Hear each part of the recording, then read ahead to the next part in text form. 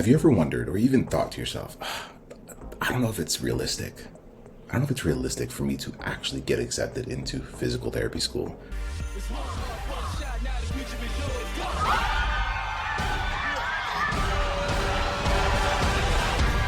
Have you ever wondered or even thought to yourself, I don't know if it's realistic.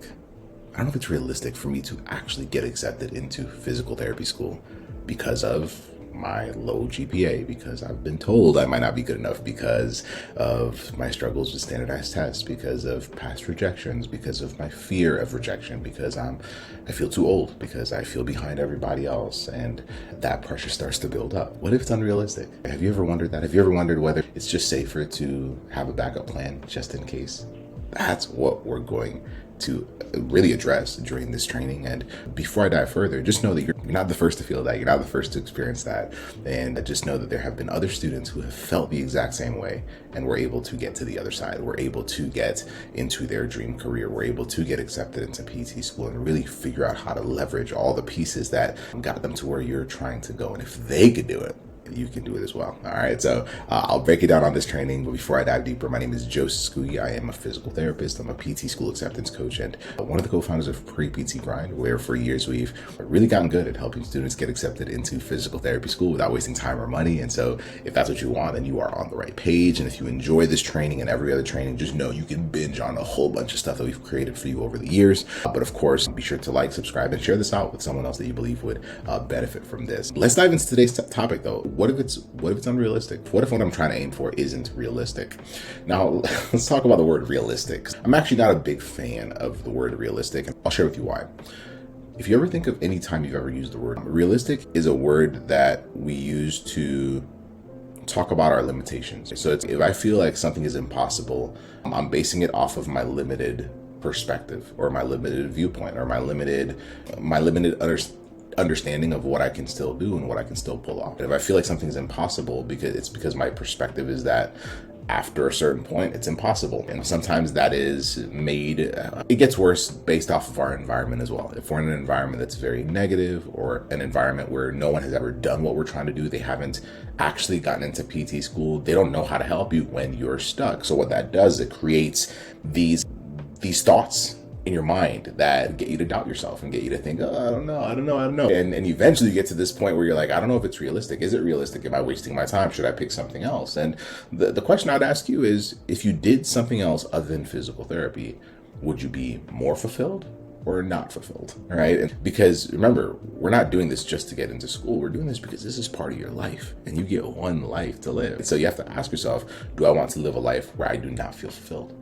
Just so that I can appease this feeling of not being good enough or not feeling good enough and having a backup plan. If you literally, like, we had a student one time who applied to school and their biggest fear was getting rejected, which is what happened. At this time, we had not met this student yet, but she had gotten rejected this first time and she was heartbroken. And she was like, see, the thing I feared the most happened. And she decided that was a sign that it was likely not realistic that she'd ever become a physical therapist. And so she pulled the plug. She said, you know what, I'm done. I'm not applying again. And so she went down a different path and she was like, okay, I'm going to find something else that I'll do for the rest of my life. She went and got a master's degree in a different industry. And of course, finished that degree and started a different career direction. And 4 years later, realized that she was unfulfilled and there was only one career that she had ever wanted to do. Came out 4 years later, 4-year gap, and she was still like, I still want to be a physical therapist. Despite the master's that I got, despite going down a different path, I still want to become a physical therapist. And so she basically said, all right, I'm gonna go back at it. I'm gonna try it again.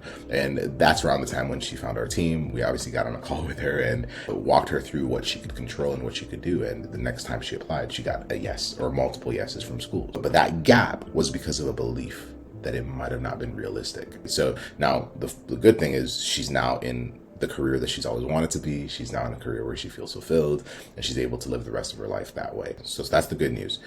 The scary news is that she could have stayed down the path that she had gone on for that 4 years and had a very unfulfilling life, thinking that she was never going to be good enough to ever become a physical therapist. And so these are some of the thoughts that we have when we don't know where to go next, when we feel stuck. Is this making sense? And so that's why this topic is so important. And one of the things that I tell our students is, most things feel unrealistic until somebody does them. It's one of the reasons why, if you follow us for a while, you'll notice we tell a lot of stories, right? If you ever sit in for one of our master classes, we tell a lot of stories. If you ever go to our website, you'll see a lot of testimonials. And the reason for that is, well, on the one side, it's to get y'all to realize, you know what we're talking about, because you obviously have proof of people that have been helped. And a lot of times it's cool to see someone that resembles you. But on the other side, it's because we know that the more stories you hear, the more realistic it'll feel for you to become a physical therapist. So I'll give you an example. A story that I've told a lot over the years is a story of one of our students whose name is Ben Kim. And you may have heard that story before. This is usually for students with a low GPA who feel like their situation is impossible. And so Ben Kim had a 2.4 overall GPA after finishing college, like after finishing undergrad. And so when his story is told, it inspires so many people because his story ended the way every single one of y'all stories is supposed to end, which is getting accepted into PT school, becoming a physical therapist, and living your dream life. So when people hear that story, I can't tell you how many people have heard that story and they're like, oh wow, it's possible. If Ben could do it, I can do it as well. Now, Ben worked his tail off. So there's actual strategies that Ben had to do. It's not as simple as just being like, oh, all right, I'm inspired, let me just do it. No, it's getting the assurance that it's not impossible. It's getting the assurance that it is realistic, and then asking a different question. What did Ben do differently to stand out? What did these other students do differently to stand out? What did they pivot? What did they shift? How do they operate so that they could get accepted into school? And that's the part that a lot of people don't want to do, which is why they still end up getting rejected. So you just have to make a decision. What do you want? However, is it truly unrealistic, or is it just the fact that you've never seen someone else go through the same thing? And for us as human beings, that's one of the most powerful things that can happen, is being able to hear someone else's experience, someone else's story, and say, whoa, okay, I have proof that this is possible, right? I'll end with this story, and this is not a pre-PT story, but have you ever heard the story of the 4-minute mile? If you've heard the story, you know where I'm going with this. If you have not, look it up. Roger Bannister. Roger Bannister was a runner, and up until the point when Roger was trying to hit this thing, the number that people were trying to get to for a mile is 4 minutes. Trying to get at the 4 minutes or below 4 minutes, it was considered impossible. It's like, it's not possible for a human being to run a 4-minute mile. So remember, impossibility. It's not possible. It's unrealistic is the words that we always use. And so in 1954, after a lot of attempts, obviously a lot of work, Roger Bannister becomes the first person to break the 4-minute mile. Now watch what happens. The moment Roger Bannister breaks the 4-minute mile barrier, right? Within months, several other people hit it. Because what happened is he became proof that it was possible. As of a couple years ago, there's been just under or close to 2,000 human beings or 2,000 athletes who have been able to pull this off. So one man, remember, hundreds and thousands of years prior, no one could get below the 4-minute mile. And then after one person does it and shows that it's possible, that it's realistic, then thousands of other people are able to say, oh, it's possible. So I can train up to that. It becomes the new standard. Does that make sense? So in the same way, for you, ask yourself, if I believe my situation is unrealistic, is it possible that I just haven't seen other people who have done it from after having the same struggles that I have, whether it's financially, whether it's grades, whether it's rejections, whether it's age and all that stuff. And I can tell you, there is someone out there who has been in very similar shoes to yours, who's able to figure it out, who's able to get into PT school. And if they could do it, you could do it as well. You just might not have heard of them yet. And if you obviously want stories, we have tons of people we've worked with. And at this point, I feel like we've covered pretty much all the bases. But that's the biggest thing.